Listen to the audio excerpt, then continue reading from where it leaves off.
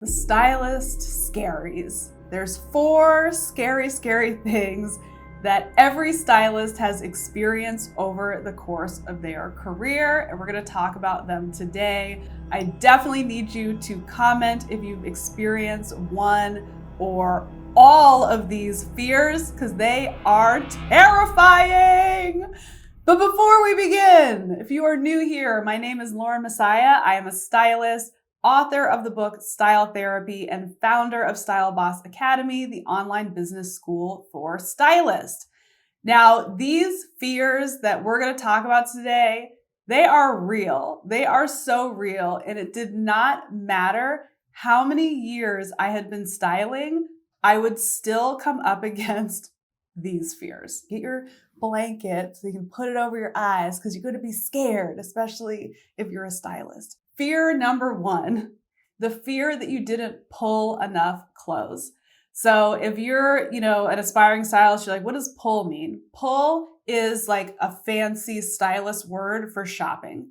So we don't say we go shopping, because you know what shopping is? Shopping's like, hey girlfriend, let's go to the mall and let's get some clothes. This is so fun. We're shopping. Pulling is like, no, we on a mission. We are just pulling all the clothes that we think will work for the client, and we're going to bring them back to our studio. We're going to put outfits together. We are pulling. We're on a mission. So before every fitting, no matter how much I would pull, I would be terrified that I didn't pull enough. And this would always result in me going back and buying more stuff. So I would spend like 8 hours shopping, and I would have racks and racks of clothes. I'd wake up in the middle of the night in a cold sweat.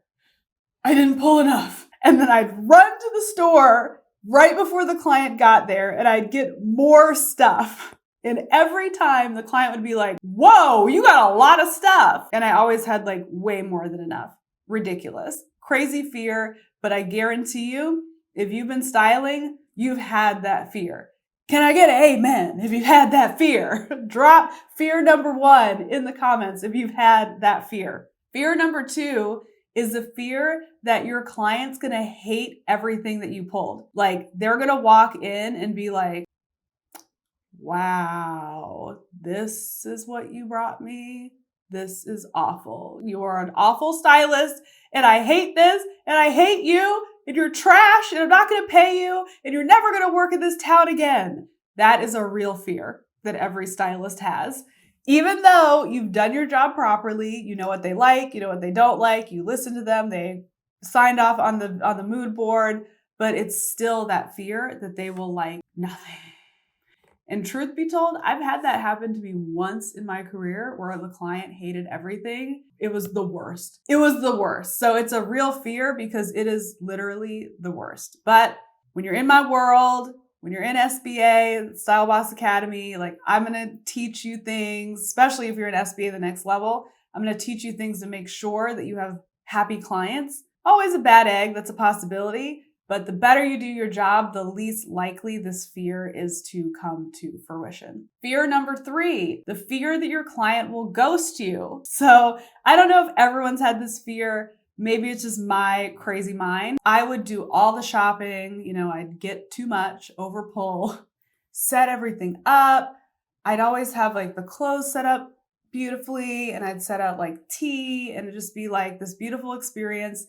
And then you're sitting there, like a girl waiting for the guy to pick her up for the prom. And you're like, please don't stand me up. This will be so humiliating. And I'd always have this fear that they wouldn't show up at the door. They always came. No one ever ghosted me. Like, why would they? So I do teach things inside of Style Boss Academy to set up your business in a way where it would be really bad for them if they ghosted you. So those are some business practices that actually, as soon as I set those up, I didn't really worry about the fear of them ghosting me because I was already taken care of as a business owner. So we talk about that inside of my program.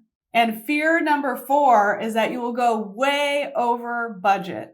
So this fear would happen to me when I was in the celebrity styling world, or if I was styling like an ad campaign or something like that, where there was a budget that was given from a director or whoever, like higher ups. And I would always be so afraid that we'd go over budget, because nobody likes going over budget. And that's a good way to never get hired back as a stylist if it's like, oh, she like totally blew our budget and screwed up. So that is a thing that would definitely like freak me out. But the better you get at being a stylist, the more experience you have, you're going to know where to save, where to splurge, and how to keep your budget in line and how to keep the client's expectation for where the budget is going under control. But a lot of people who are newer and they're too afraid to open their mouth, they get bit in the end when they go way, way over budget. So those are the fears. Fear of going over budget, fear that you'll get ghosted, fear that your client is going to hate everything, and fear that you didn't pull enough clothes. Those are the 4 fears. Would love to know which ones you identified with. If there's another fear that I didn't even think of, put it in the comments below so you can freak everybody out and give them something else to be paranoid about and overthink about. So if you found this video helpful, make sure you let me know by dropping a comment, leaving a thumbs up, and definitely subscribing. And if you are an aspiring stylist or a newer stylist and you need help booking more clients, being more boss in your business, then please download my free ebook. The link is below. And I'm going to give you 5 success secrets that are going to have your clients begging to work with you. So thank you so much for tuning in, and I'll see you in the next video.